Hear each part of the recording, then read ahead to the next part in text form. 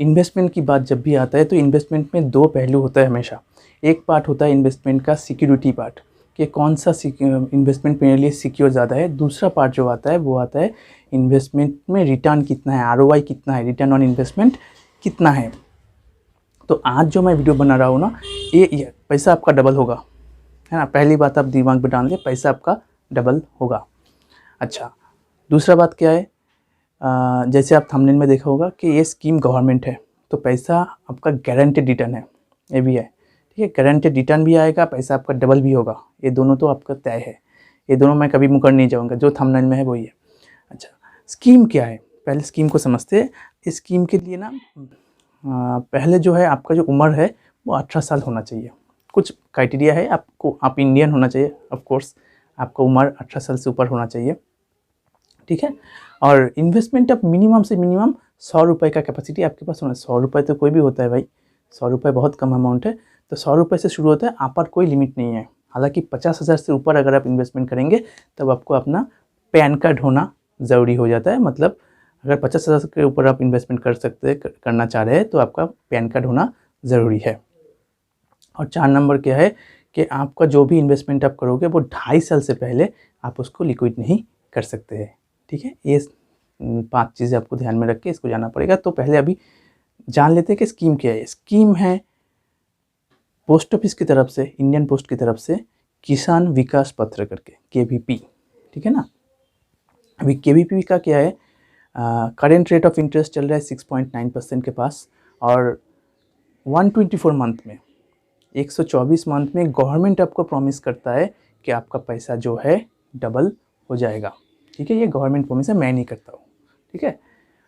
मतलब 124 मंथ मतलब हो जाता है आपका 10 साल 4 महीना, ठीक है ना। तो इसमें आपका पैसा जो है डबल करीब करीब हो जाता है।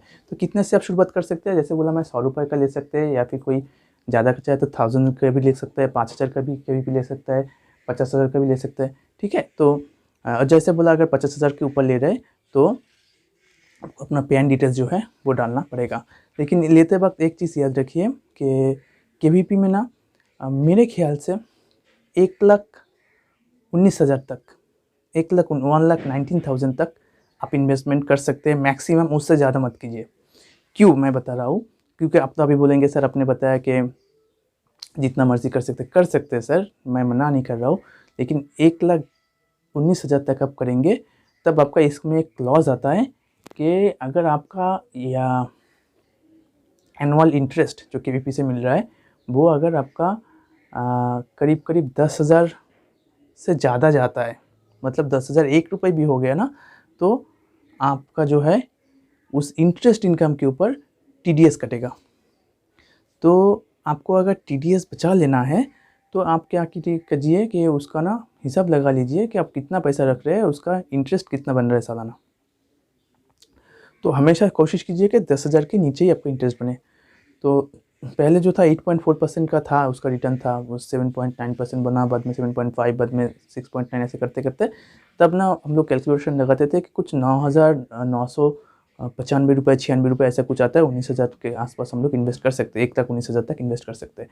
तो वो कैलकुलेशन आप लगा लो, और सेफ्टी के लिए आप 1,18,000 लगा के रखिए, उससे ज़्यादा मत कीजिए। तो 1,18,000 लगाएंगे तो कभी आपका TDS सालाना नहीं कटेगा।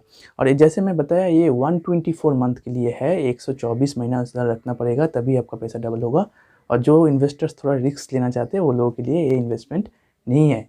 वो कोई म्यूचुअल फंड्स है, शेयर है, दूसरा ऑप्शन है इन्वेस्टमेंट का, गोल्ड है, प्रॉपर्टीज़ है, वो अलग बात है। आपको चाहिए तो मैं वीडियो बना दूंगा। लेकिन जिसको सेफ़ एंड सिक्योर इन्वेस्टमेंट चाहिए तो वो KVP के साथ जा सकते हैं, लेकिन उसको 10 साल तक वेट करना पड़ेगा, ठीक है ना।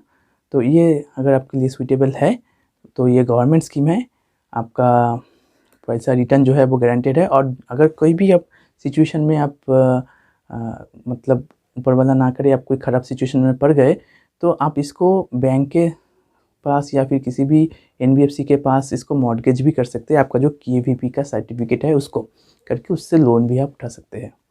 मतलब ये आपका गोल्ड के जैसा ही काम करेगा, जैसे गोल्ड रहने से आप उसको मॉर्गेज कर सकते हैं, KVP को भी आप मॉर्गेज कर सकते हैं, करके पैसा उठा सकते हैं, और ऊपर से आपको रिटर्न भी मिल रहा है। तो ये जो थोड़ा सिक्योर इन्वेस्टमेंट ढूंढ रहे हैं उनके लिए एक बेहतर ऑप्शन है। बाकी आगे डिसीजन आपका है।